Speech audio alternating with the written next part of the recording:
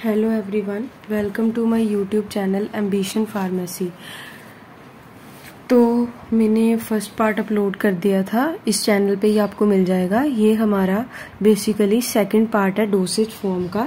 First part में हमने basically simple introduction के बारे में डिस्कस किया था डोसेज फॉर्म की। तो ये जो सेकंड पार्ट है इसमें हम फर्दर क्लासिफिकेशन के बारे में पढ़ेंगे। और जैसे यहाँ पे आप जैसे सिलेबस देख सकते हैं, सिलेबस में हमें दिया हुआ है कि डोसेज फॉर्म, उसकी introduction to dosage form, classification and definition. मतलब यार क्लासिफिकेशन एंड डेफिनेशन, ठीक है। तो ये हमारा इंट्रोडक्शन मैंने आपको करवा दी थी, इंट्रोडक्शन हमारी हो चुकी है। तो आज हम करेंगे क्लासिफिकेशन एंड डेफिनेशन, ठीक है। तो हम क्लासिफिकेशन से स्टार्ट करते हैं, क्लासिफिकेशन ऑफ डोसेज फॉर्म, ठीक है। तो बेसिकली जो हमारे पास क्लासिफिकेशन आ जाती है डोसेज फॉर्म की, तो उसमें क्या है, बेसिकली हम ना 3 बेसिस पे क्लासिफाई कर सकते हैं डोसेज फॉर्म को।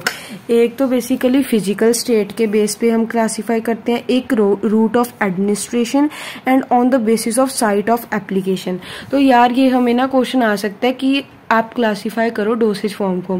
फिजिकल स्टेट तो हो गया कि जैसे वो दिखती कैसे है मेडिसिन, है ना, कैसे दिखती है। रूट ऑफ एडमिनिस्ट्रेशन हो गया कि हमने उस दवाई को कैसे लेना है, कैसे खाना है। और साइट ऑफ एप्लीकेशन हो गया कि कहाँ पे, जैसे कोई होता नहीं कि लगानी है या फिर एक्शन करी है, तो ऐसे ही हम कह सकते हैं कि उसकी साइट हो जाती है वो, तो ठीक है। तो फिर हमारे पास अगला आ जाता है कि फिजिकल स्टेट के बेस पे, ठीक है। तो हमारे पास फिजिकल स्टेट के बेस में आपने सिंपली लिख देना कि सॉलिड डोसेज फॉर्म वो होती है जो कि सॉलिड होती है नेचर पे। तो आपने एग्जांपल लिख देनी है, जैसे टैबलेट हो गया, कैप्सूल हो गया, पाउडर हो गया। लिक्विड में आपने लिख देना है कि जो लिक्विड होती है नेचर में, सेमी सॉलिड में जो सेमी सॉलिड होती है। इनकी फर्दर डिटेल हम पढ़ेंगे, तो आप ये बेसिकली पढ़ सकते हो और इनकी सिंपली एग्जाम्पल याद कर लो, क्योंकि इतना इंपॉर्टेंट नहीं है, आगे फर्दर इंपॉर्टेंट आएगा। अगर आपको ये क्वेश्चन भी आएगा तो आपको कहीं ना कहीं पे ना मर्ज होके क्वेश्चन आएगा, अकेला नहीं आता, ठीक है। तो फर्दर हमारे पास नेक्स्ट आ जाता है बेसिकली रूट ऑफ एडमिनिस्ट्रेशन क्या है। मतलब हमने जो मेडिसिन खानी है उसको हम कैसे कैसे ले सकते हैं। डिफरेंट टाइप्स ऑफ रूट्स होते हैं, इनको आप इनको देख लेना और याद कर लेना, ठीक है। जैसे ओरल रूट, हम जैसे ओरली खाते हैं ना, जैसे टैबलेट हो गया, पाउडर हो गया, पेरेंटल सस्पेंशन हो गया, है ना, rectal, sublingual, different types of routes होते हैं। और जो मैंने फर्दर बात की थी कि साइट ऑफ एप्लीकेशन पे भी यही लिखा हुआ है, स्किन हो गया, आई हो गया, हैंड्स हो गया, जहाँ पे हमने लगाना है। और यूजेस के बेस में भी हम इसको क्लासिफाई कर सकते हैं कि हमने इसको इंटरनली यूज करना है या फिर एक्सटर्नली यूज करना है। तो हमारे सिलेबस में हमारा जो बेसिकली पार्ट था जिसमें कि थी क्लासिफिकेशन, तो हमारी बेसिकली क्लासिफिकेशन हो चुकी है, ठीक है। फर्दर हम आगे पढ़ेंगे, जिसमें कि हमारे पास नेक्स्ट है कि हमने बेसिकली डेफिनेशन पढ़नी है। उन्होंने कहा था कि आपने बेसिकली डेफिनेशंस पढ़नी है, ठीक है। तो अब हम फर्दर इनकी डेफिनेशंस वगैरह पढ़ेंगे, ठीक है, इन डिटेल। तो जस्ट वेट, मैं कैमरा थोड़ा सा फोकस कर लूँ, ये अब ठीक है, ठीक है। तो हमारे पास अब बेसिकली आ गया टैबलेट्स, ठीक है। अब हमारे पास जो बेसिकली टैबलेट्स है यार, हम ना सिंपली लिख देना जो बेसिकली, जिसमें बेसिकली जो मेडिकामेंट होता है ना वो सॉलिड फॉर्म में होता है। Solid unit dosage form prepared by the compression और मोल्डिंग मेथड। तो यार मैं आपको बता दूं, ये ना मैंने बहुत ज्यादा लिख रखा है, तो आपको पता क्या है, जितना हम पढ़ेंगे ना हमको थोड़ी सी बातें याद रहती हैं, हमें कहीं ना कहीं ये क्वेश्चन जरूर आ ही जाता है, तो हमें इसके बारे में पता होना चाहिए, ठीक है। वैसे इतना डिटेल में नहीं आता ये, बट हमें फिर भी पता होना चाहिए कि अगर हमारे पास टैबलेट का क्वेश्चन आ गया तो हम 5 मार्क्स में उसको कैसे इलेबोरेट कर सकते हैं। तो इसलिए मैंने इतने ज़्यादा पॉइंट्स लिख रखे हैं, ठीक है। जैसे मेडिकामेंट सॉलिड फॉर्म में होता है, ठीक है। बेसिकली हम इसको प्रिपेयर कैसे कर सकते हैं, कंप्रेशन और मोल्डिंग मेथड से हम इसको प्रिपेयर कर सकते हैं, ठीक है। कैसे भी, जैसे हमने कोई भी एक्टिव फार्मास्यूटिकल एजेंट ले लिया, ठीक है, इंग्रेडिएंट ले लिया, एक्सीपिएंट के साथ ड्राई पाउडर मंगा के और कंप्रेशन मतलब दबा के उसकी टैबलेट बना ली। फिर डिफरेंट टाइप्स ऑफ टैबलेट होती हैं, कोटेड होती है, शुगर कोटेड, एक्सट्रिंसिक और मतलब एक्सट्रिंसिक लोजेंसेस भी होती हैं, एफर्वेसेंट होती हैं जो बेसिकली डिजोल्व हो जाती है एडमिनिस्ट्रेशन से पहले वाटर में, है ना, ठीक है। इसकी डिटेल हम पढ़ेंगे आगे। और आगे हमारे पास है कि हम च्यूएबल टैबलेट होती है जिसको हम च्यू करके खा सकते हैं, ठीक है। नेक्स्ट हमारे पास आ गया capsule. Capsule basically solid unit dosage form होती है। बेसिकली ये बेसिकली किसी मतलब अगर वही होता है कि ना टेस्टलेस, बेसिकली टेस्टलेस, हार्ड और सॉल्यूबल शेल में प्रेजेंट होती है। हमने देखा नहीं कैप्सूल ऐसे होता है और उसका जो सेल होता है वो टेस्टलेस होता है बट सॉल्यूबल भी होता है, जेलेटिन का बना होता है। ये भी क्वेश्चन आ सकता है, ठीक है, जिसमें कि मेडिकामेंट एडिड होते हैं, ठीक है। अगला हमारे पास है बेसिकली पिल्स, ठीक है। पिल्स के बारे में हम देखेंगे कि ये basically small round solid dosage form होती है जिसमें कि मेडिकामेंट बेसिकली हम ओरली ले लेते हैं पिल्स को, ठीक है। लोजेंसिस यार ये ना फ्लेवर्ड होती है, जैसे मिठियाँ गोलियाँ नहीं होती उनको ही कहते हैं बेसिकली लोजेंसिस, हमको सिंपली पता होना चाहिए, ठीक है। पाउडर्स वगैरह वही सॉलिड डोसेज फॉर्म इंटरनली और एक्सटर्नली यूज़ कर सकते हैं। क्रिस्टलाइन पाउडर भी होते हैं और अमॉर्फस पाउडर्स भी होते हैं, ठीक है, जो बेसिकली फाइन पार्टिकल्स और मेडिकामेंट के साथ बने होते हैं, जैसे इनो भी एक एग्जाम्पल है पाउडर फॉर्म की, ठीक है। आगे सपोजिटरीज आ गया। सपोजिटरी यार ये हमारे लिए ना नई टर्म है, यही हमें याद करनी है, बाकी तो हमें फिर भी बेसिक उसका पता है, बट ये हमारे पास बिल्कुल नई टर्म है और ये आती भी है, इसका फर्दर चैप्टर भी है, इन डिटेल आ गया और बहुत इंपॉर्टेंट है, 10 मार्क्स का क्वेश्चन पक्का आता है इसमें से, ठीक है। अब जैसे हमारे पास है सपोजिटरीज। सपोजिटरीज बेसिकली जो होती हैं सॉलिड डोसेज फॉर्म होती है मेडिकामेंट की, जिसको कि हम इंसर्जन करते हैं, मतलब यार हमारी ना बॉडी कैविटी में इंसर्ट कर दी जाती हैं, जैसे रेक्टम हो गया, यूरेथ्रा हो गया, नोज हो गया, जो हमारी बॉडी की कैविटी होती है उसमें इंसर्ट कर देते हैं और ये मेल्ट हो जाती है, ठीक है। ये हमारे पास हो गया, ठीक है। और पैसरीज यार बेसिकली आगे आ जाता है। पैसरीज बेसिकली वही वेजाइना के लिए, मतलब फीमेल्स के लिए कह सकते हैं हम इसको, ठीक है।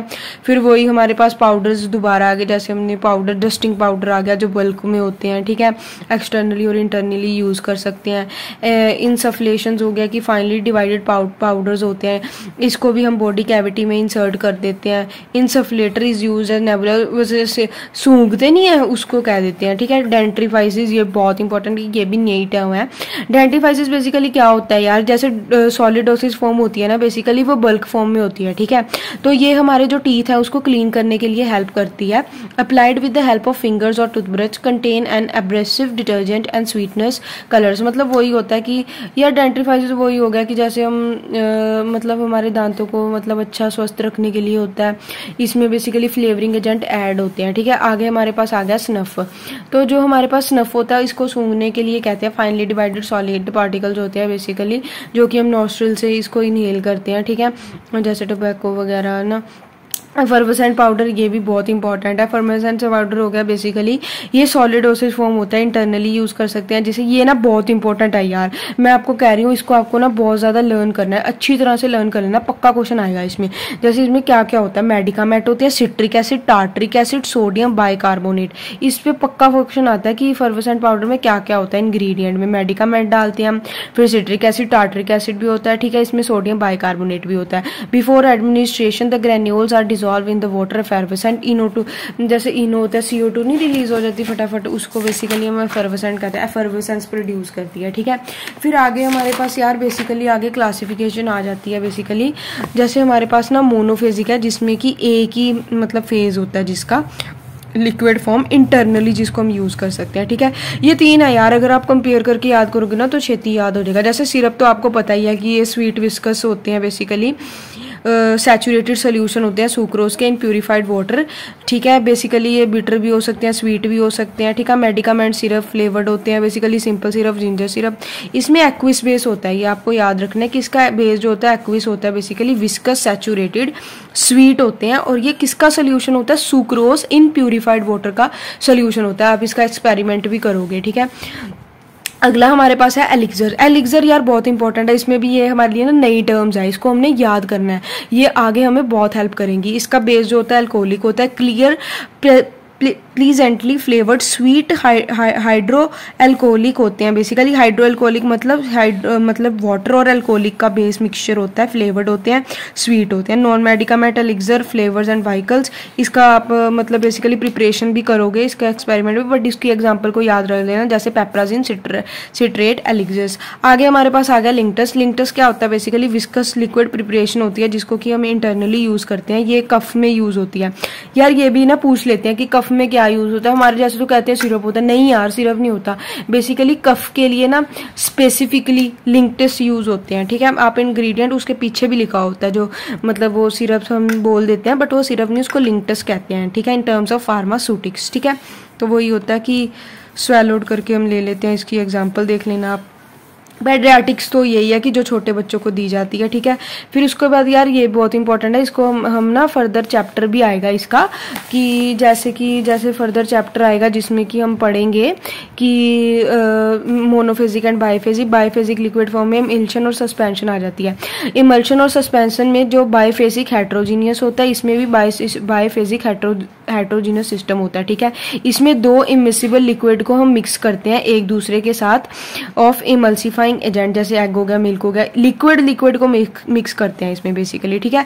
जो ये होता है इसमें हम सॉलिड पार्टिकल सस्पेंडेड और डिस्पर्स्ड इन अ लिक्विड, इसमें हम सॉलिड पार्टिकल के साथ मिक्स करते हैं, जैसे इनसॉल्युबल सॉलिड को लिक्विड के साथ, इसमें लिक्विड को लिक्विड के साथ मिक्स करते हैं, ठीक है। इमल्शन और सस्पेंशन में डिफरेंस हम आगे पढ़ेंगे, ठीक है। फिर आगे हमारे पास आ जाती है further classification, monophasic liquid form externally. पहले हमने इंटरनली किया था, अब एक्सटर्नली यार जैसे जंडू बाम वगैरह नहीं होती, उसको बेसिकली हम एक्सटर्नली अपनी स्किन पे अप्लाई करते हैं बेसिकली, तो उसको कह देते हैं हम लिनीमेंट्स जो होते हैं बेसिकली स्किन पे अप्लाई होते हैं फ्रिक्शन के साथ, ये भी इंपॉर्टेंट है, ठीक है।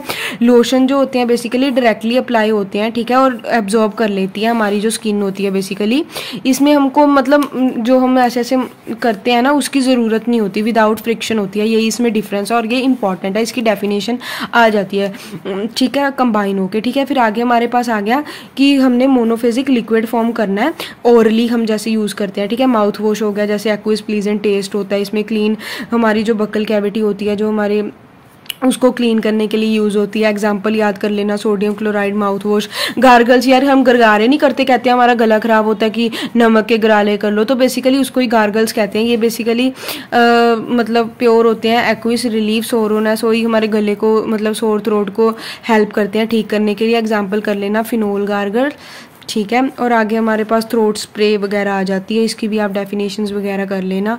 फिर आगे हमारे पास आ जाता है कि जिसको हम बेसिकली मोनोफेजिक ही है बट जिसको हम बॉडी कैविटी में इंसर्ट कर सकते हैं, जैसे निसल ड्रॉपलेट्स हो गया, जैसे एक्विस सोल्यूशन होती है, ये बेसिकली ड्रॉपर के साथ हम इसको इंस्टॉल करते हैं, इसके एग्जाम्पल्स वगैरह आप देख लेना, ठीक है। फिर हमारे पास अगला आ गया आई ड्रॉप्स, भी हम जैसे बॉडी मतलब कैविटी में इंसर्ट करते हैं, ठीक है। फिर डाउचीज वगैरह हो गया, एनीमियास हो गया, इसको मतलब बॉडी कैविटी में इंसर्ट करते हैं, इसकी डेफिनेशन आप देख लेना। मैं बाकी डिस्क्रिप्शन में PDF डाल दूंगी नोट्स का, जिसके साथ कि आपको पढ़ना इजी हो। यार प्लीज़ थोड़ी सी मेरी हेल्प करना कि आप अच्छी तरह पूरी वीडियो ज़रूर देखना, अगर आप पूरी वीडियो देखोगे तो आपको पक्का समझ आएगा यार, बहुत ही डिटेल्ड, बहुत ही अच्छे नोट्स हैं ये, ठीक है।